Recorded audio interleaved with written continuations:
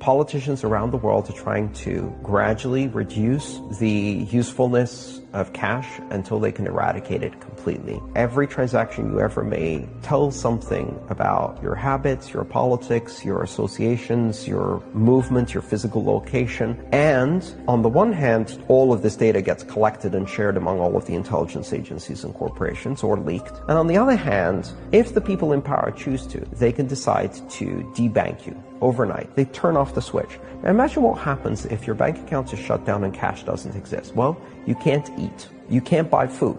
Done. You can't use transportation. You can't rent an apartment.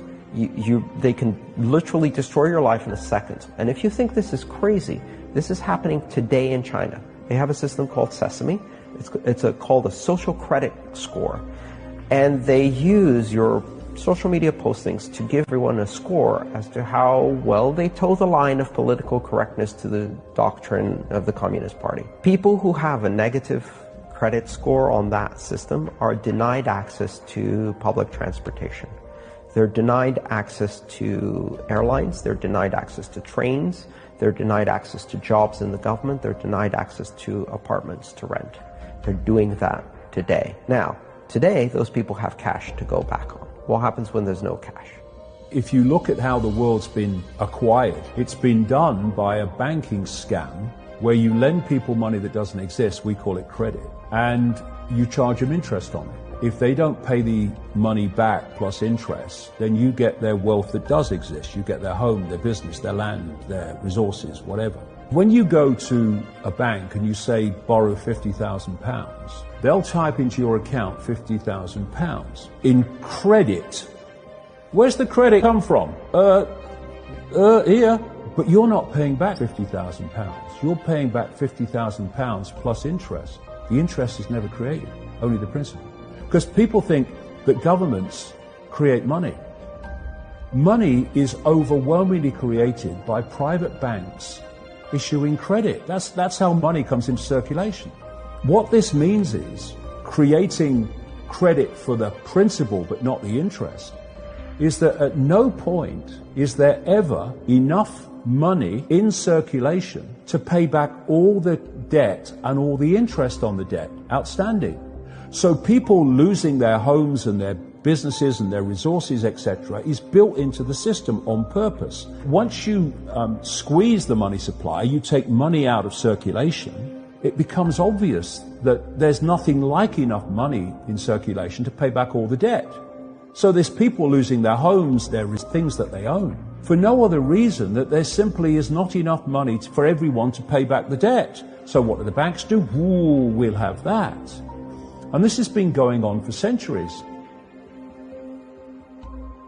They say there's no inflation, but have you seen the price of food, real estate, and student loans, and medical? Now what's going to happen is the baby boomers, my generation, are going to start to retire. There's no money there. Social Security is broke, pensions are broke, the students are broke. They're screwing everybody with debt. This is called, not economics, this is called bubblenomics. But they'll never teach you this in school. Why doesn't our school teach us about money? Because Wall Street won't let them. We know who they are. It's Christine Lagarde, her first Deputy Managing Director, David Lipton, professors like Larry Summers and Ken Rogoff at Harvard, Republican intellectuals here in the UK, Adair Turner, Anatol Kaletsky, Mario Draghi, head of the European Central Bank. So it's a collection of central bankers, finance ministers, academics, think tankers, and public intellectuals, and several hundred of them around the world who collectively run the international monetary system. So then what about the hooded robes part? And the answer is they're like-minded individuals. They don't need top-down organization because they all agree with each other. This very misguided idea that if you eradicate cash, you'll eradicate crime, which of course you won't because people will substitute cash with something else. And also, if the only people who are allowed to be intermediaries are the large corporations, they will commit the crime. It's like if you want to rob a bank nowadays, the best way to do so is to have a banking license. Then you can rob the entire bank and or country with complete immunity or impunity. So it encourages this concentration of power, puts the intermediaries in a position where they can commit what I call mega crimes. If you rob one person and steal 20 pounds from them, you're going to jail. And you're going to spend a long time there. If you rob 2 million people of their homes and mortgages, you're not going to jail. You're getting a 10 million bonus from the bank, and you're retiring in peace and quiet in the countryside. They were going to get rid of cash. And look at it. Cash is flying out of circulation. In some places like Sweden, it's almost totally cashless. They're shutting down bank branches, so you cannot interact with a bank branch locally with cash. You have to do it online because that's electronic money. And eventually they're going to take cash out of circulation. Why? Because when you go into a store now or anywhere and you give them a credit card, electronic money, and they say, sorry, the system won't accept your card, well, you can still pay cash. But when there's no cash in circulation, your electronic money, which is meant to go through a microchip eventually, when they say the system won't accept your microchip or your card, you have no other means of purchase. So whoever controls the system is dictating whether you can purchase or whether you can't, whether you can eat or whether you can't.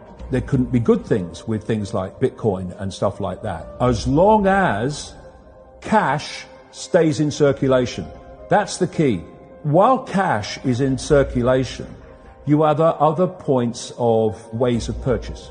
Once there's no cash and you have only cashless digital currencies, then whoever controls them controls everything. And not only that, they can wipe your bank account.